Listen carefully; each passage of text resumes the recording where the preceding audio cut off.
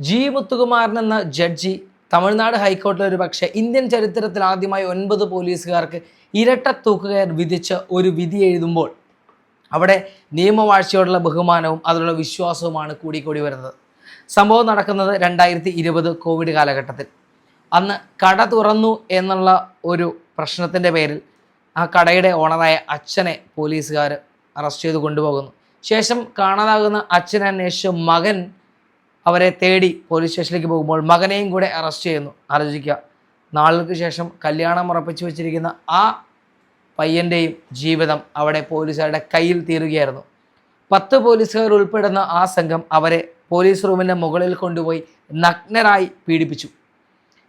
ലാത്തി കൊണ്ടും ഇരുമ്പ് തണ്ടുകൊണ്ടും ഒരുപാട് അവരെ ബുദ്ധിമുട്ടിച്ചതിന് ശേഷം, ഒരുപാട് ഉപദ്രവിച്ചതിന് ശേഷം, ആന്തരികവയവങ്ങൾ വരെ അതുകൊണ്ട് ഉപദ്രവിക്കപ്പെട്ടു എന്നുള്ളൊരു വളരെ ക്രൂരമായ അവരുടെ ആക്ടിവിറ്റി. ശേഷം അവരെ ഹോസ്പിറ്റലിലേക്ക് കൊണ്ടുപോകുമ്പോൾ ചോര പൊടിഞ്ഞ് മാറ്റിയ മുണ്ടുകളുടെ എണ്ണം 4000 എന്ന് പറയുമ്പോൾ എത്ര ക്രൂരമാണ് എന്നൊന്ന് ഓർത്തു പോകണം.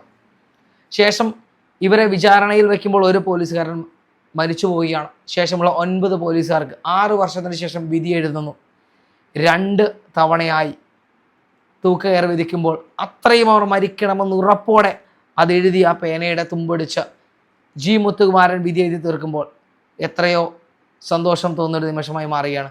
ഒരു ശക്തിക്ക് മുന്നിലും ഒരു വ്യക്തിയുടെ മുന്നിലും തലകുനിക്കാതെ കോടതി എടുത്ത ആ ഒരു തീരുമാനത്തിന് പ്രശംസിക്കുക തന്നെ ചെയ്യേണ്ടി വരും. കാരണം ഒരുപാട് കെട്ടടങ്ങിപ്പോകുന്ന, ആരും അറിയാതെ പോകുന്ന കേസുകൾക്കുള്ളിൽ തന്നെ നിന്നു പോകേണ്ട ഈ ഒരു കേസ് ഇതിൻ്റെ മുന്നിലേക്ക് എത്തിക്കുവാനും അതിനൊരു പക്ഷേ 6 വർഷങ്ങൾക്ക് ശേഷം ഇത്തരത്തിൽ ഒരു വിധി പ്രസ്താവിക്കാനും കഴിഞ്ഞത് നിയമവാഴ്ചയ്ക്ക് മുന്നിൽ നമുക്ക് ഏറെ അഭിമാനിക്കാവുന്ന ഒരു കാര്യം തന്നെയാണ്. തമിഴ്നാട് നടന്ന ഈ ഒരു കേസ് തന്നെ എല്ലാ കേസുകളിലും ഇനിയും ഒരു എക്സാമ്പിളായി മാറട്ടെ എന്ന് നമുക്ക് പ്രതീക്ഷിക്കാം.